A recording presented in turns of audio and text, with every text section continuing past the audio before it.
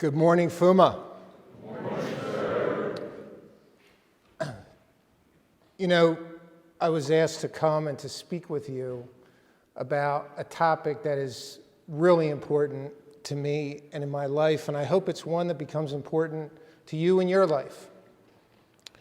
And I'm going to tell you a couple of stories in here, but the main thing that I'd like you to take away from this is to be very clear on why I, Dale Fickett, am a Christian, because that is by far the most important thing in my life.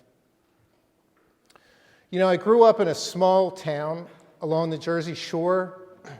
I grew up in a house with my mother and brother, our grandparents, and my grandfather was completely blind. He had a condition called retinitis pigmentosus in his 30s, so he could not see at all. And my job before elementary school, when I was 7, 8, 9 years old, was to walk with him to his store. He had that store on our town's main street for 50 years. He raised 3 children, educated them all through college without the use of his sight. And my job was to walk down to the store with my grandfather and to check in the newspapers that would come on the truck from Philadelphia and New York, because he couldn't see what papers were in the bundles that had come in. And then I would go into school that was a block away. And why do I tell you that story?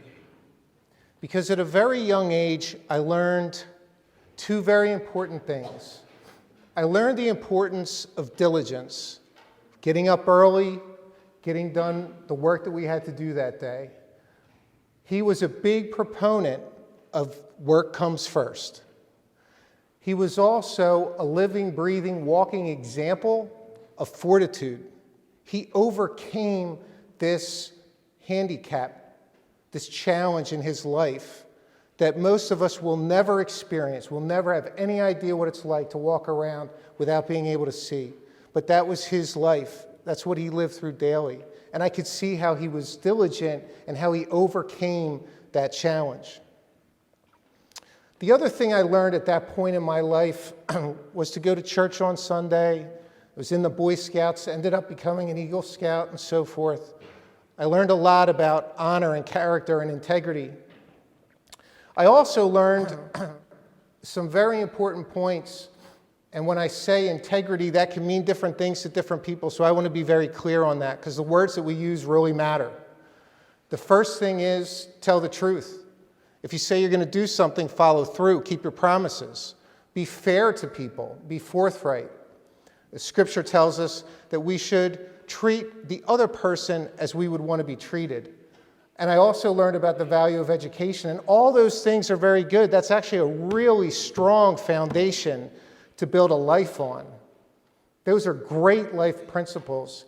And I didn't understand until later in life how important those lessons are. I didn't know that many people I would come across in my work and in my schooling would not have those examples. And the truth is that there came a point in time where all those things that I just mentioned were not enough. And let me repeat that again. Those lessons that I just said that are all so important, they were not enough. I faced a challenge in my life where the limits of my ability, my competency had come to an end. It was in 2006. I was 31 years old. And by this time, I had already graduated with my master's degree in business. I had a company that I had started. I was married for 6 years. My daughter was born. I had a lot of pressure, a lot of responsibility on my shoulders. And the truth was that the company that I had started was not working out the way that I wanted it to. I'd love to tell you that I sold that company and it went really well, but the truth is I had to close that company. There were people who had left their jobs to come and work for me, and the day came when I had to come into work and say, I'm sorry, it's not working out. We're going to have to close. And I thought about what that meant for them and for their families, and there was nothing I could do about it. I had tried everything I could. I woke up one morning and I looked myself in the mirror and I didn't like what I saw, because for a long time I had been putting all of my mental effort, all of my thought, all of my work into this business, and it wasn't going the way that I wanted it to. It wasn't going the way it should have gone. And I didn't understand what was happening. I didn't understand why. So I cried out. I said, God, why is this happening? What can I do differently? Why is this happening to me now? I have this girl to take care of. I have a wife to take care of. I have a house to pay for. All these people are depending on me. Please show me something that I can do differently. I made a promise. I said, I don't know how this works. I don't know what you can do or will do. And at that point, I hadn't been in church in a long time. It had been 16 years since I was really present in church. And so I said, God, if you can get me out of this, I'll do whatever you need. I'll give my life to you, whatever you need. You know, I took that commitment really seriously. I ended up getting a job to work overseas. As you just heard, I was working in Europe in one of the largest consulting firms in the world. I got to travel all over Europe doing incredibly important work and valuable work. But the most important thing that happened during that whole time was the second story I'll share with you. I was on a bus in Dublin, Ireland, early in the morning. It was cold and dark that day, a little drizzly, and I'm on my way into the project site. And while I'm on my way in there, I'm reading scripture, and I'm understanding something that I'm reading for the first time, because I'm on my way back into church, and I see and understand that everything that's on my resume, every single thing, whether it was work or it had to do with education, some course I took, they were blessings that were given to me. They were doors that were opened to me, not because I did anything, but because they were given to me, and that I was to use these tools, these opportunities, and the learning I had gotten, these tools, in order to help people that need it the most, to give my life in service.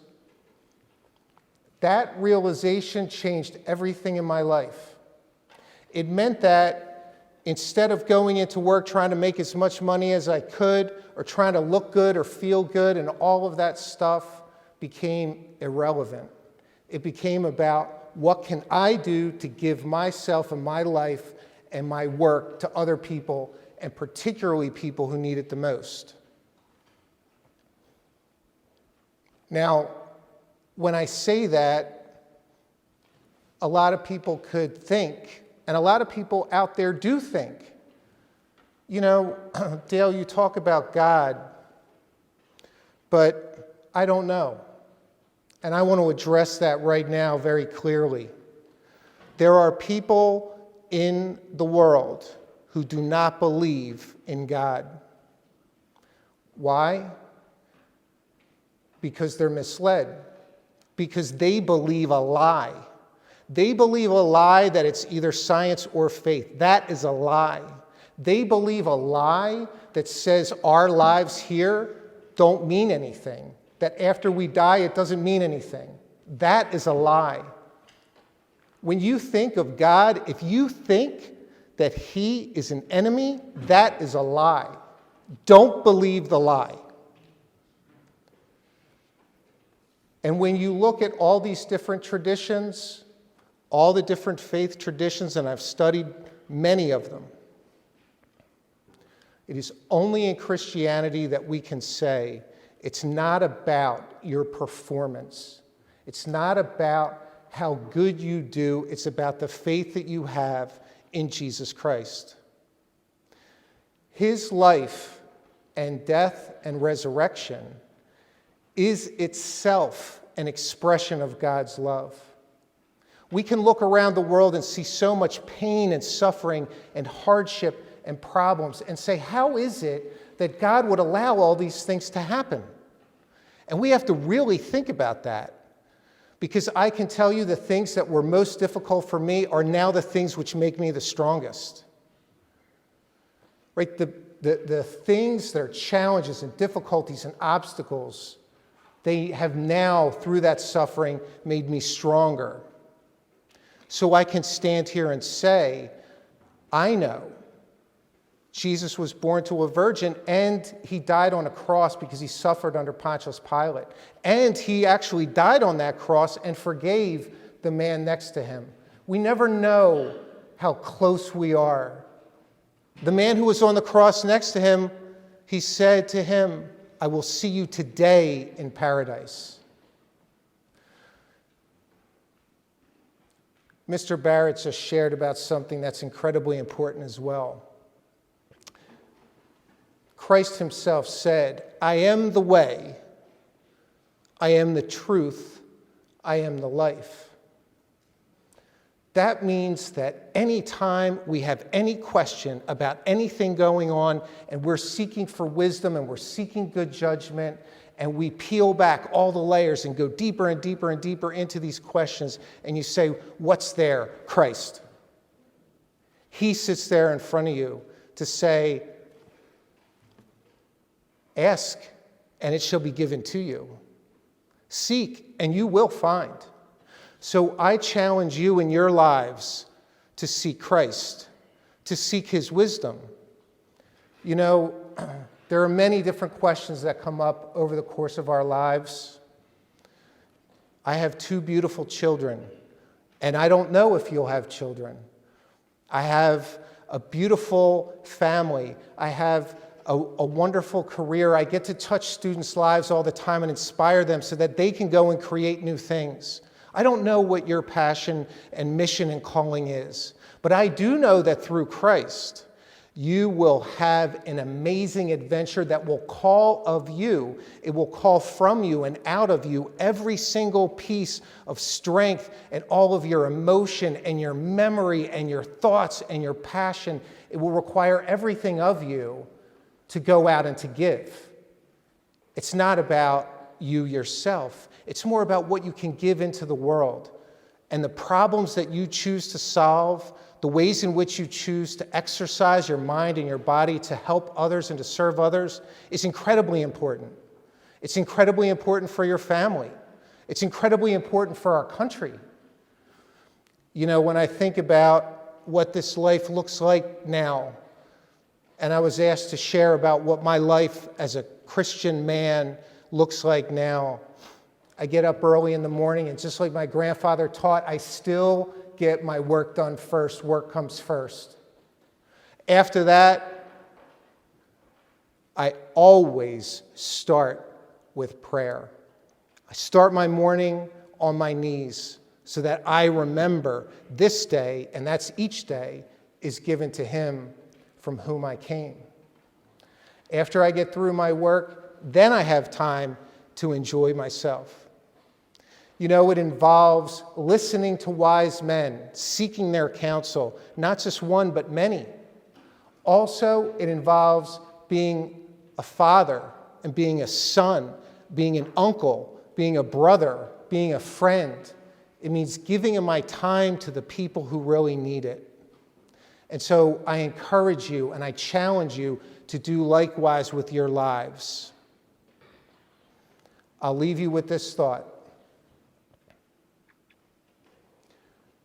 As you think about your life and as you think about where you're going, remember that he said, I am the way, and I am the truth, and I am the life, that no one comes to the Father but through me.